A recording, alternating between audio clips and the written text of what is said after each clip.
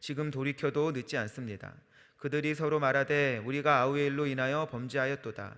그가 우리에게 애걸할 때에 그 마음의 괴로움을 보고도 듣지 아니하였으므로 이 괴로움이 우리에게 임하였도다. 창세기 42장 21절 말씀입니다. 가나안이 기근이 있을 때 야곱은 그 아들들을 애굽으로 보내어 곡식을 사오도록 했다. 그들은 애굽에 요셉이 있으리라고는 전혀 기대하지 못했다. 그래서 그들을 만났을 때 애굽의 총리의 자리에 앉아 있는 요셉을 알아볼 수 없었다. 그러나 요셉은 형들을 알아보았다. 그리고 형들인 줄 알았음에도 불구하고 모른 척하며 일부러 간첩으로 몰아세웠다. 또한 막내 아우를 데려올 것을 명했다. 결국 시므온의 옥을 대표로 가두게 한 후에 그들에게 필요한 양식을 주고 몰래 양식값을 도로 넣어 주었다. 그는 깊은 사랑의 표시와 손님에 대한 예우로서 형들을 자루 속에 돈을 다시 넣어 주었던 것이다. 가나안으로 돌아오다가 이 사실을 한 형들은 놀랄 수밖에 없었다. 그리고 야곱에게로 돌아와 자초지종을 고하고 이때 야곱은 막내 베냐민을 데려오라는 명령으로 인해 괴로워했다. 심히 슬퍼하는 야곱에게 르우벤은 베냐민을 다시 가나안 땅으로 데려오지 못하면 자신의 두 아들을 죽여도 된다고 하면서 베냐민을 자신에게 맡길 것을 부탁했다. 죄는 시간이 흐른다고 해결되지 않으며 잊어버린다고 없어지는 것도 아니다. 요셉의 형들은 요셉에게 저지른 죄의 대가가 드디어 치러지게 되었다고 고백한다. 뒤늦게나마 마음의 고통을 느끼기 시작한 것이다. 죄의 세력 아래에 놓인 인간은 죄의 노예로 살아갈 수밖에 없으며 인간은 자신이 저지른 죄에 대하여 반드시 대가를 치러야 한다. 우리의 죄를 대속하신 예수 그리스도의 보혈의 공로를 의지하지 않는다면 말이다. 인간이 죄의 세력에서 벗어날 수 있는 길은 오직 한 길, 예수 그리스도뿐이다. 아멘. 오늘은 말씀은 지금 돌이켜도 늦지 않습니다 라는 주제로 말씀을 나누도록 하겠는데요, 우리는 창세기를 통해서 야곱이 지금까지 살아온 삶의 여정이 어떠한지를 살펴보았습니다.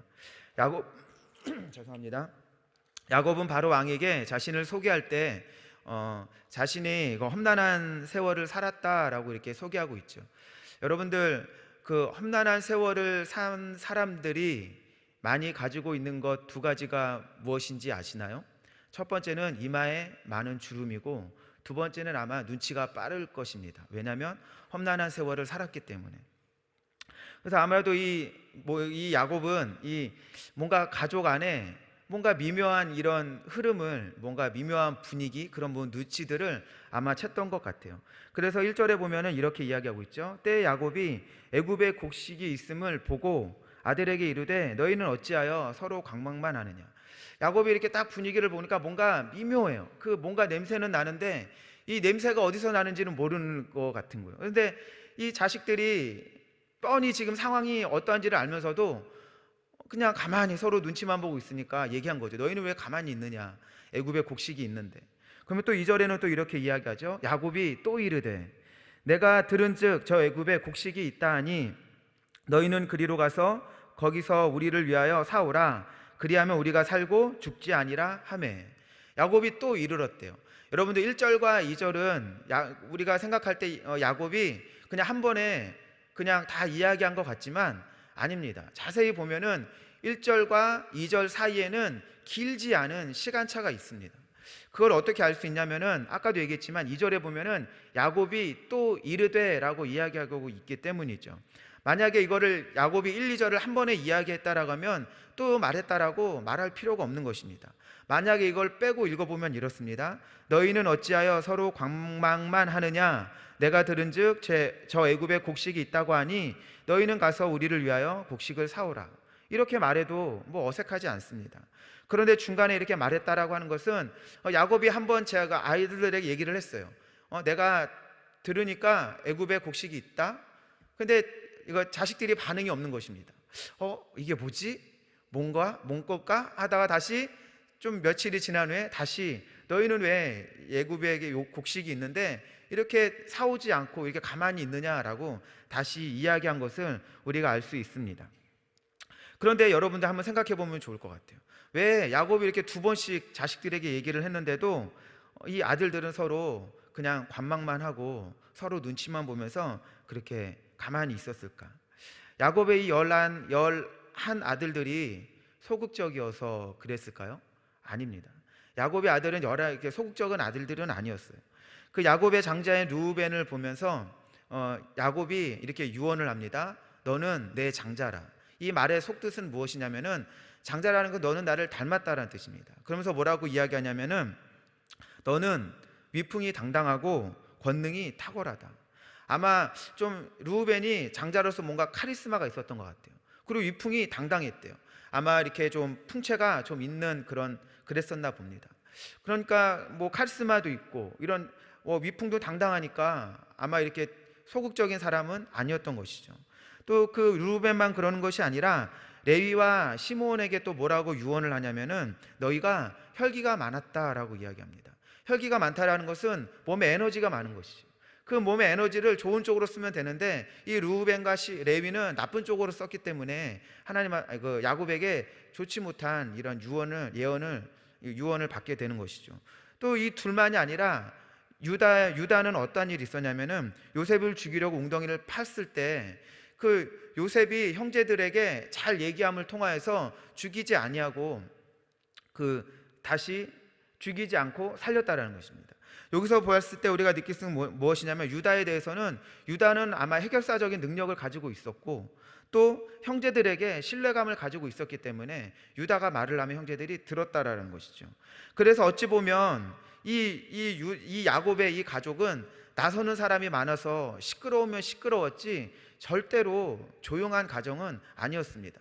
그런데 이런 가정 안에 왜 이 가뭄이 나서 이렇게 기근이 나서 이렇게 어려움을 처한 이 가정 가운데 이 야곱의 아들들은 야곱이 두 번을 말해도 가만히 있었을까요? 그러면은 다르게 한번 생각해 보겠습니다. 이 아들들이 야곱의 말을 신용을 못했을까요? 아마 이렇게 생각했었을까요? 그것은 무엇이냐면은 지금 온 세상에 기근으로 난리인데 아니 어떻게 애굽에게만 곡식이 있을까? 그게 현실적으로 가능할까? 라고 생각을 해서 야곱의 말에 반응을 안 했을까요? 이것도 아닙니다. 왜냐하면 그 당시 야곱의 가족들은 목축을 하고 있었기 때문에 집 주변에서 가축들을 풀을 뜯게 했어요. 그런데 그 주변에 풀이 없으면은 비교적 먼 곳으로 가서 가축들의 풀을 뜯고 다시 집으로 돌아왔죠. 그런데 그 당시 야곱은 나이가 많았기 때문에 먼 곳으로는 가지 못하고 먼 곳으로 가야 될 때는 아마 아들들이 갔을 것입니다. 근데 아들들이 먼 곳으로 가면은 또 다른 목축들과 만나게 되겠죠. 그러면 서로 정보도 공유하고 이야기하게 되어지기 때문에 아마 집 주변에 머무는 야곱보다는 아마 아들들이 더 소식들을 빨리 들었을 것입니다. 마치 이런 것이죠. 요즘 그 뉴스를 틀면은 코로나 뉴스가 가장 많이 나옵니다. 왜냐하면은 요즘에 가장 핫 이슈가 바로 코로나 이야기이기 때문이죠. 그래서 아마 뭐 먼 곳으로 풀 뜯으러 가면은 목동들이 만나서 뭐 어떤 얘기했을까요? 아, 지금 곡식이 없는데 애굽에 가면은 곡식이 있다. 가면은 사올 수 있다. 그래서 가봐라라는 얘기들을 서로 정보를 공유하며 들었을 것입니다. 그런데 왜 이 아들들이 알고 있음에도 그렇게 가지 않았을까? 성경은 여기에 대해서 이야기하고 있지 않습니다. 그러나 우리가 말씀의 그 정황 안에서 우리가 한번 살펴볼 수 있다라는 것이죠. 우리가 잘 아는 것처럼 그 당시 아버지가 요셉과 또한 아들들을 편애하고 있었습니다. 또한 그 요셉은 그 형들이 잘못한 것들을 족족 그 야곱에게 가서 아버지에게 가서 다 일렀어요. 그러니까 우리가 알고 있는 것처럼 그 형제들은 야곱이 미웠습니다. 그런데 이 상황에서 요셉이 말로 없는 친 것이 있는데 그것이 무엇이냐면은 자기가 꾼 꿈을 형들에게 얘기하는 것입니다. 그러면서 뭐라고 얘기하냐면은 형들과 아버지와 어머니가 나를 섬기고 나에게 절할 것이다 라고 얘기하게 되어졌죠. 아마 형들이 그 얘기를 들었을 때 그렇지 않아도 얄미웠는데 정말 꼴보기 싫고 정말 죽이고 싶은 마음이 충동적으로 들었을 것입니다. 그래서 이들은 그 목축을 떠났을 때 요셉이 오는 걸 보고 꿈꾸는 자가 온다고 비아냥거리면서 충동적으로 요셉을 죽이기로 이렇게 모의를 했습니다. 그런데 그거는 충동적이었기 때문에 윤리적으로는 차마 그럴 수 없었죠. 그래서 그 요셉을 물 웅덩이에다 넣어두고 어떻게 할까 고민에 빠졌습니다. 왜냐하면 요셉을 살려주면 다시 집으로 가서 아버지에게 고자질하게 되어지면 집이 완전 난리가 나는 것이죠. 그래서 그 상황에서는 이러지도 못하고 저러지도 못하고 그러고 있었습니다. 그런데 마침 애굽으로 장사러 가는 그 이스마엘 상인들을 발견하게 되어지니까 차라리 요셉을 팔자, 그래서 어느 20에 팔아버리게 되어집니다. 그 당시 이 형제들에게는 충동적으로 저지른 잘못이었지만 그 요셉을 그 애굽의 상인들에게 노예로 파는 것이 가장 최선의 방법이었던 것이죠.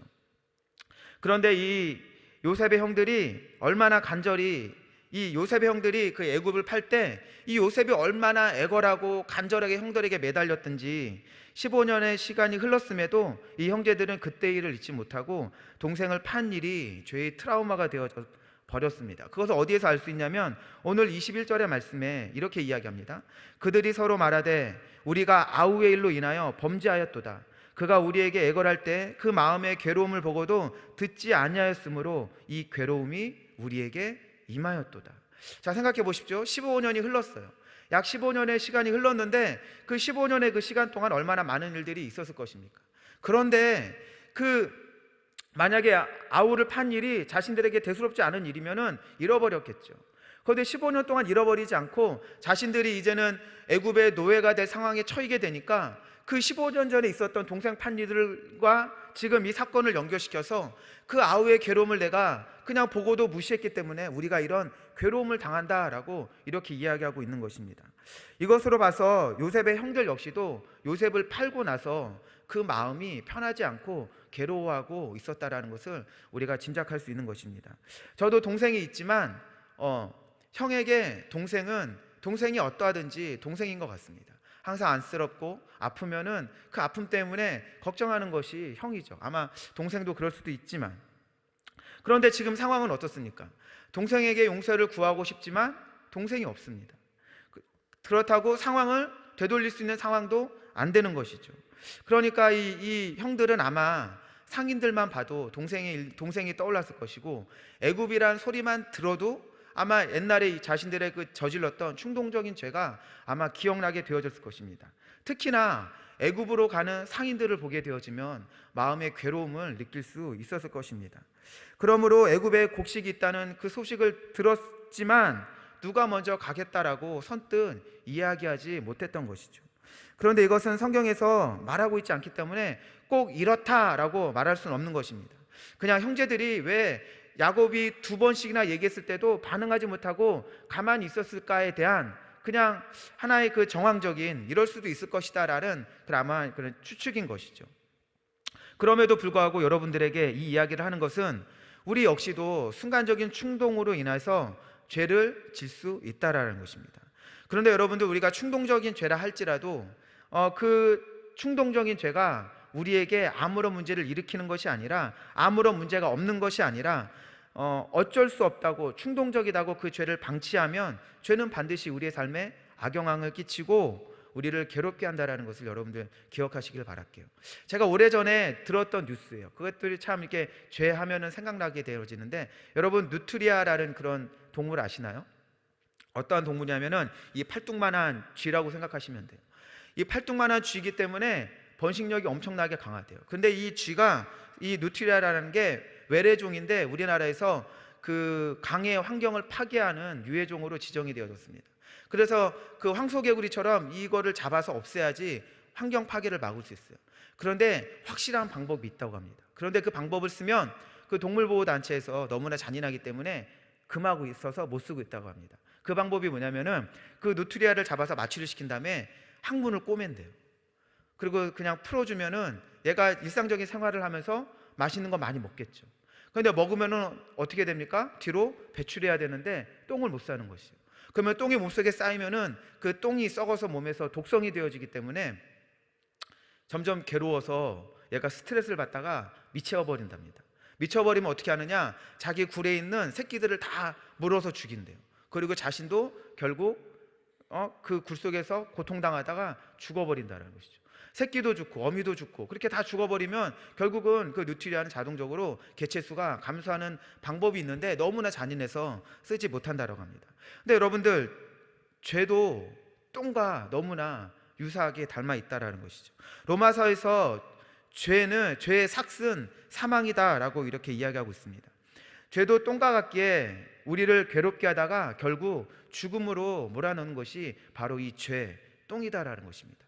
우리가 죄와 가까이 하게 되어지면 우리의 몸에서는 구린 똥냄새밖에 날 수 없습니다. 그런데 우리가 반대로 예수 그리스도와 함께하게 되어지면, 예수 그리스도와 가까이 하게 되어지면, 죄에서 멀어지게 되어지면 우리의 몸에서는 좋은 향기, 예수 그리스도의 그 향기가 날 수밖에 없는 것입니다.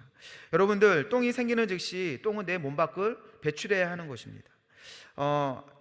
이와 마찬가지로 죄도 생기는 즉시 몸 밖으로 배출해야 되는 것이죠. 이 죄가 똥이 아깝다고, 이 죄가 아깝다고 내 몸 안에 그거를 그대로 간직하게 되어지면 이 죄가 내 몸의 독성을 만들어서 나를 괴롭게 하고 결국에는 그 죄로 인하여서 내가 하나님과 멀어져 죽을 수밖에 없다라는 것입니다. 여러분, 그렇기 때문에 우리는 죄가 있으면 날마다 회개하는 그런 회개의 모습이 있어야 되는 것입니다. 그런데 어떤 분은 이런 얘기를 하면은 아마 이런 생각이 드실 거예요. 나는 그렇게 많은 죄를 짓지 않았는데 내가 어떤 죄를 어떻게 회개해야 하지? 혹시나 그런 마음이 드는 사람들은 왜 그런 마음이 드냐면은 내가 죄에 대한 마음들이 무뎌졌기 때문에 그런 마음이 드는 것입니다. 우리가 정말 하나님 앞에 근심함으로 깨어있는 사람들이라고 하면 날마다 죄 때문에 괴로워하는 모습들이 있어야 한다라는 것입니다. 제가 한 번은 옛날에 비 오는 날 제가 겪었던 깨닫던 일들을 한번 말씀드리고 싶은데, 제가 옛날에 구로에 살 때 인천에 이제는 볼 일이 있어서 지하철을 타고 구로역에서 인천으로 가게 된 일이 있었습니다. 그때 비가 왔었는데 보통 1호선 지하철은 그 지하철역이 왜 바깥에 있잖아요. 바깥에 있는데 그 플랫폼에 지붕이 이렇게 개방형으로 이렇게 씌워져 있습니다. 그런데 어느 날은 이렇게 지하철을 가보니까 그 슬레이트 공사를 하는지 지붕을 다 뜯어놓은 곳이에요. 그러니까 비가 오면은 바닥으로 다 떨어지죠. 그래서 그날은 이렇게 플랫폼에서 우산을 쓰고 열차를 기다리다가 열차를 타고 인천에서 일을 다 보고 다시 집으로 가는 길에는 비가 그쳐서 이제는 와서 구로역에 내리게 되어졌는데, 그때 바닥을 보니까 그 바닥에 물이 고여 있더라고요. 평상시에는 그 구로역이 저는 더럽다라고 느껴지지 않았어요. 왜냐하면 항상 청소하시는 분이 돌아다니면서 깨끗이 청소를 하기 때문에 뭐 쓰레기가 보이지 아니하니까 깨끗하다 느껴졌죠. 근데 그날 비가 오고 비가 그친 후에 그 바닥에 물이 고여 있는데 얼마나 더럽던지 뭐가 보이냐면은 그 물 주변에 정말 두꺼운 먼지가 그 떼띠를 이뤄가지고 이렇게 있는 것들을 보게 되어졌습니다. 그때 느껴졌던 것이 무엇이냐면은 이 바닥이 깨끗한 줄 알았는데 비가 오고 나서 물이 고이게 되니까 그동안 보이지 않았던 먼지들이 뭉쳐져서 보여지게 되어졌다는 것입니다. 우리의 마음도 너무나 똑같을 것입니다. 우리의 삶의 모습 가운데도 은혜의 성령의 담비가 내려야지만 그 은혜의 담비를 통하여서 우리가 그동안 보지 못하고 깨닫지 못했던 죄가 보여지게 되어진다는 것입니다.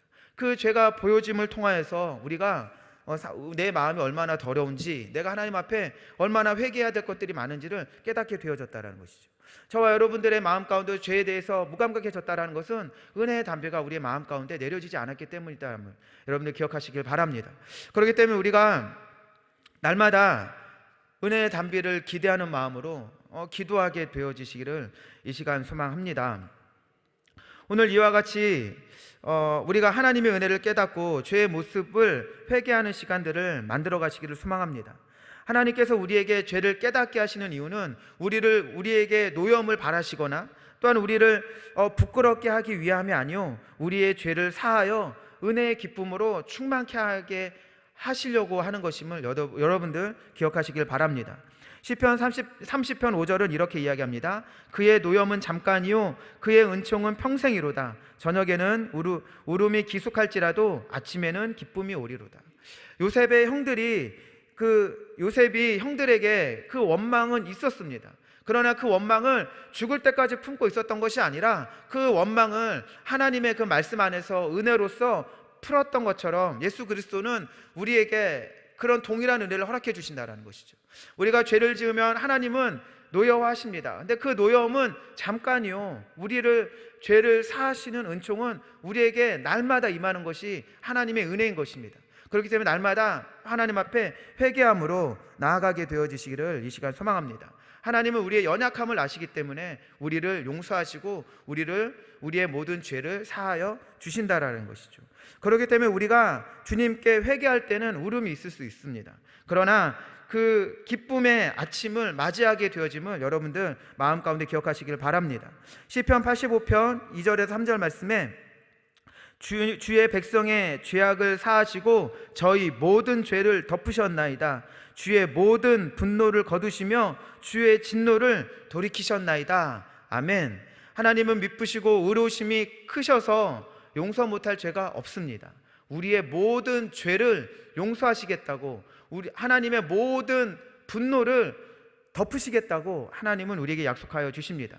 그러므로 우리는 그 어떤 죄를 지었다 할지라도 회개하면 용서받을 수 있는 것입니다. 그러니 우리는 예수 그리스도의 이름을 부르며 알고 지은 죄, 모르고 지은 죄 다 다음으로 미루지 마시고 오늘 이 시간 회개함으로 통회함으로 주님 앞에 나아가게 되시기를 이 시간 소망합니다. 또한 죄는 우리의 삶의 지경을 넓히지 못하게 하는 방해물과 같습니다. 야곱의 아들들이 죄의 괴로움으로 인해서 애굽에서 식량을 얻어오지 못하면 가족들이 다 굶어 죽는다는 거 알았지만 알면서도 그 죄의 괴로움 때문에 앞으로 나아가지 못했습니다. 분별력을 잃어버리고 애굽으로 가는 것을 망설였다라는 것이죠. 우리 역시도 죄로 인하여서 너무나 근심하고 괴롭고 아프게 되어지면 그 일을 피하고 싶어집니다. 피하고 싶어지고 망설이다 보면은 결국 포기하게 된다라는 것이죠. 이럴 때 하나님은 야곱의 아들들에게 은혜롭고 자비로운 하나님이 되어주셔서 죄로 인해 삶의 지경을 넓히지 못하는 이들에게 다시 요셉을 만나게 하신 것이 하나님이시고 그 만남을 통하여 죄의 용서 또한 회복의 은혜를 허락하는 환경을 만드신 것도 하나님이십니다. 저와 여러분들에게 동일한 은혜가 임하게 될 줄로 믿습니다. 우리가 죄로 인하여 고민하여서 어찌할 줄 모르고 있을 때 하나님은 용서의 환경 만들어 주셔서 우리의 마음에 있는 모든 시름들, 죄에 대한 고민들을 다 털어버릴 수 있도록 하나님은 하신다라는 것이죠. 시편 103편 2절 5절은 이렇게 말씀합니다. 내 영혼아 여호와를 송축하며 그 모든 은택을 잊지 말지어다. 하나님의 은혜를 잊지 않는 자 되시길 소망합니다. 저가 내 모든 죄악을 사하시며 내 모든 병을 고치시며 내 생명을 파멸해서 구속하시고 인자와 국률로 관을 씌우시며 좋은 것으로 내 소원을 만족케 하사 내 청춘으로 독수리같이 새롭게 하시는도다. 우리는 하나님께 우리의 죄를 용서해 주신 것만으로 큰 은혜를 받은 자임을 여러분들 믿으시길 바랍니다. 그 무엇으로도 우리는 바랄 수 없죠. 그런데 정말 주님은 미쁘시고 의로운 분이시기 때문에 우리의 죄를 사해 주시는 그 은혜를 넘어서 우리 앞을 막고 있는 모든 질병을 고쳐주시겠다라고 말씀하고 계시고 멸망에서 구속하여 주시고 우리의 소원을 만족하게 해주셔서 새로운 삶의 지평을 열어주시겠다고 우리에게 약속하고 계십니다. 그렇기 때문에 우리 앞을 막는 것은 그 어느 것도 없습니다. 죄는 우리를 쏘지 못하고 우리를 고통스럽게 하지 못함을 여러분들 기억하시길 바랍니다. 그러므로 죄의 고통 가운데 신음하고 있는 성도님 계시다면 오늘 이 시간 주님께 죄의 용서함을 받고 당당하게 하나님의 자녀로서 삶을 구원해 달라고 기도하여 하나님이 주시는 복을 누리는 하루 만들게 되시기를 이 시간 소망합니다. 하나님은 자비로우시고 은혜로우시며 노하기를 더디하시는 참 좋으신 우리 하나님 아버지 되심을 믿고 이 시간 기도하도록 하겠습니다. 기도하겠습니다. 하나님 아버지, 우리 한 사람 한 사람이 하나님께 나아갑니다. 성령 하나님 은혜와 사랑을 허락하시고 우리의 모든 죄악들을 언제든지 깨닫게 하시고 아버지 하나님 앞에 회개하며 나아가게 하여 주시옵소서. 알고 지은 죄를 아버지 가만히 놔두지 않게 하시고 아버지 모르고 지은 죄를 깨닫게 해주셔서 회개하게 하여 주시옵소서. 우리의 삶이 아버지 죄로 인하여 삶의 지경이 쪼그라들지 않게 하시고 더욱더 확장되어져 나아가는 복된 인생들 되게 하여 주시옵소서. 감사드리며 예수님의 이름으로 기도합니다. 아멘.